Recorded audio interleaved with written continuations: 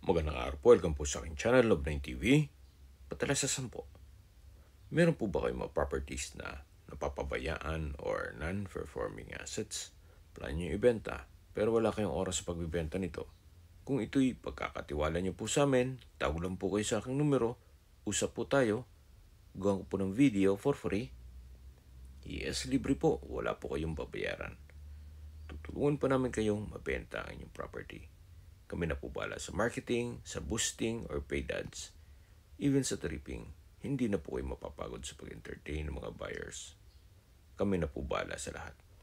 Tawag lang po kayo.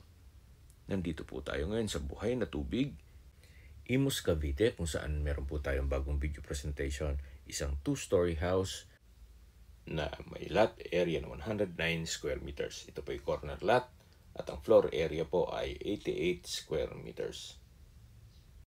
Ito po yung titulado, buhay po ang may-ari, kaya wala po kayong magiging problema sa documentation or sa transfer ng title. Ito po yung garahe, kung saan ito yung naka-tile flooring. Meron din pong CCTV at iiwan na po yan ni owner.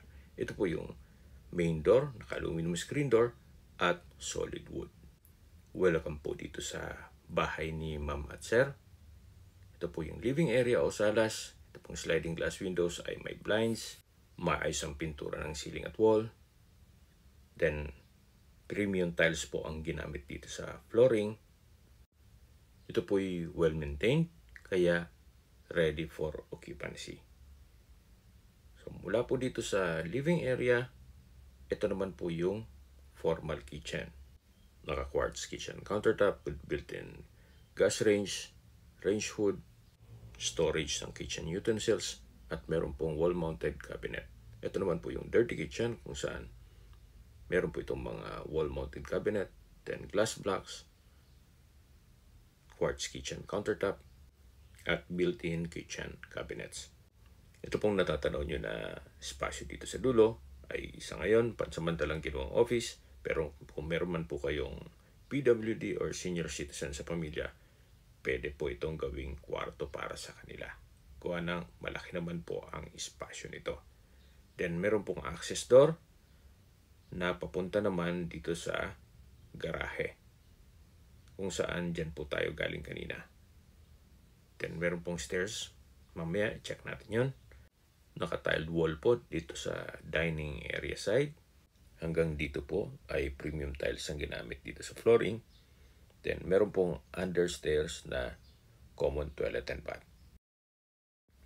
Maayos naman po ang toilet fixtures, naka-tiled bathroom wall, may bathroom sink, water closet, bidet, at meron pong shower.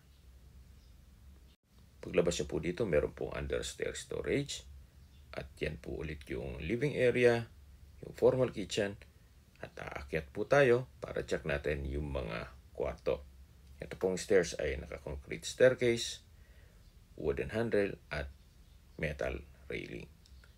Ito pong staircase wall ay maayos din ang pintura. So far, wala po kayong papagawa dito. At ito naman po yung hallway. Check po muna natin itong master's bedroom. Naka-solid wood door. Then, meron pong wardrobe from floor to ceiling po yan. Naka-tiled flooring. Then, meron pong sliding glass door na may access papunta sa terrace. Naka-ceiling cove design, may pin lamps. Maayos ang pintura ng ceiling at wall. So, na-maximize nila yung space. Dito po ay ginawa nilang office. Then, may wall-mounted cabinet and wooden rack. May sliding glass windows with security grill. Then, yung mga collection ni ma'am na bags.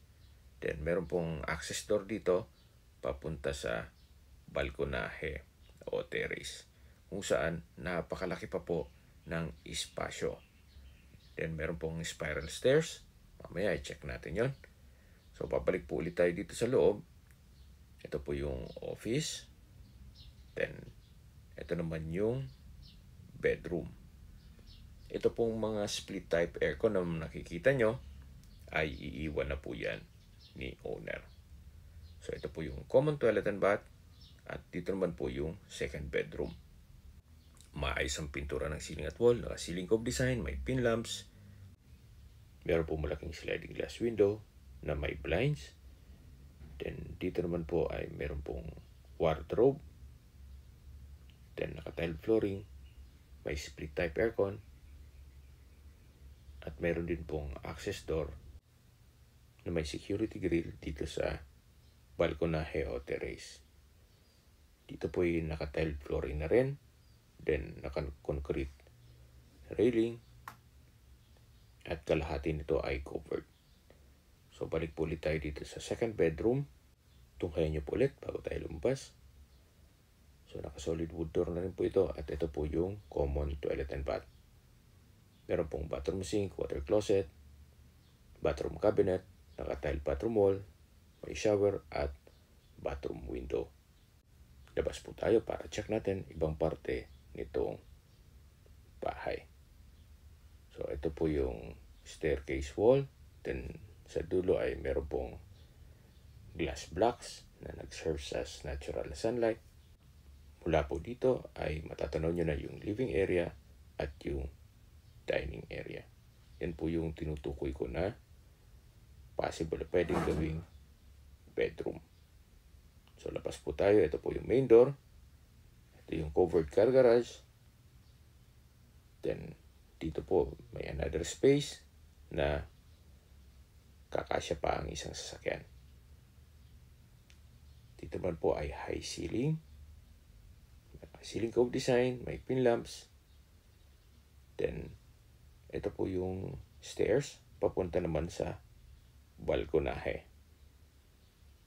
Naka-concrete staircase at concrete handrail.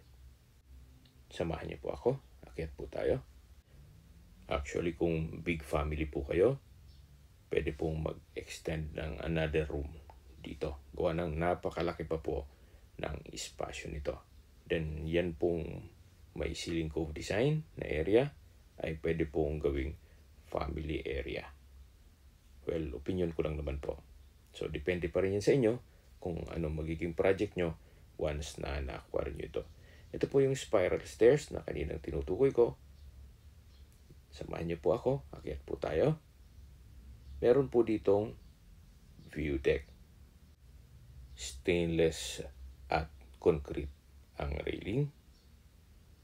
Then, meron pong 360 degrees view itong buong subdivision.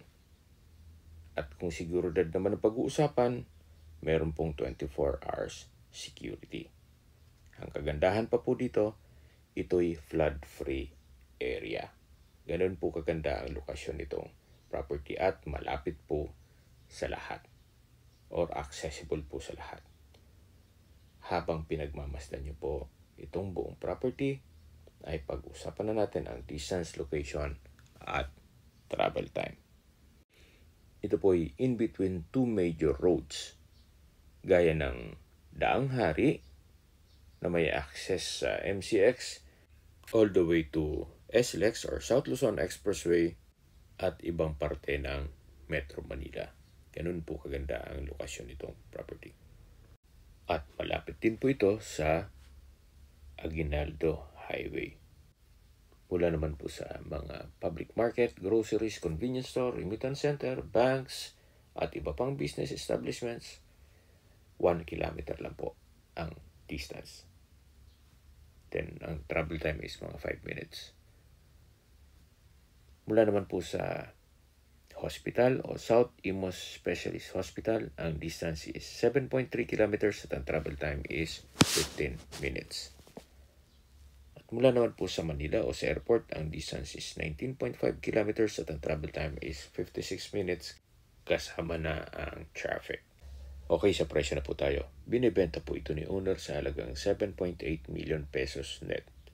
Ibig pong sabihin, si buyer na po ang sasagot sa lahat ng taxes at expenses with regards to documentation. Kung may mga katanungan po kayo o gusto nyo mag-set ng tripping dito sa property ito, tawag lang po kayo sa aking numero. At sa mga kababayan naman natin nasa ibang bansa, meron po akong Telegram sa mga iPhone user man, may iMessage. Meron din pong email, Skype, Viber at WhatsApp. Same number lang po, 0917-316-3399. Sa mga nagtatanong naman po ng aming Facebook, meron po aming Facebook page Nov9 TV at Facebook Reels video. Makisuyo po, like and follow na rin. Meron din po kami ibang YouTube channel na The Nov9 TV channel at DC Listings. Sana po naibigyan nyo ang aming video presentation. Like and subscribe na po sa aking channel para ma-update din po kayo sa aking future listings. Kung sakali po hanap nyo ay mas malaking sukat ng lupa, meron din po kami ibang listings na pwede nyo pagpilian. Huwag po kayo mag-atubiling tumawag sa amin, then let us know your budget para malaman namin kung anong property pwede namin ilok sa inyo. Sa lahat pong viewers, subscriber at nagtiwalo po sa amin, salamat po sa suporta. Ingat po kayo lagi at yung pamilya. Maraming salamat po.